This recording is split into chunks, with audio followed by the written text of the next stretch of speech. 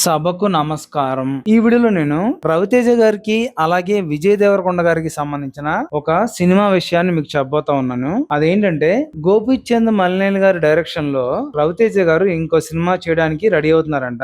అయితే ఆ సినిమా కూడా పోలీస్ బ్యాక్ డ్రాప్ లో చాలా యాక్షన్ ఓరియంటెడ్ గా చాలా మాసీగా ఉండబోతుందని చెప్పి తెలుస్తా ఉందన్నమాట.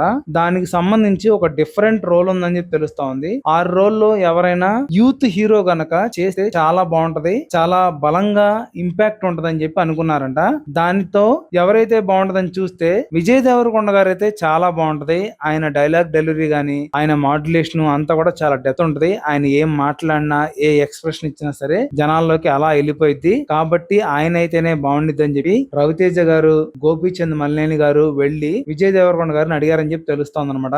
దాంతో విజయ్ దేవరకొండ గారు అసలు ఏం ఆలోచించకుండా సార్ మీరు చెప్తే నేను చేస్తానని చెప్పి అన్నారంట. ఎందుకంటే విజయ్ దేవరకొండ గారికి రవితేజ గారు అంటే చాలా ఇష్టం అంట.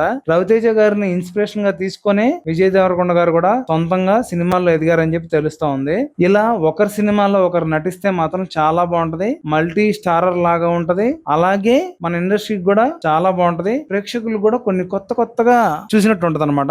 చాలా ఫ్రెష్ గా ఫీల్ అవుతారు. ఇలాంటివి చాలా ఎక్కువ ట్రై చేయాలని చెప్పి నేను ఎప్పుడు అనుకుంటా ఉంటాను. చూద్దాం మరి వీళ్ళిద్దరు కాంబినేషన్ లో సినిమా ఎలా ఉండబోతుందో.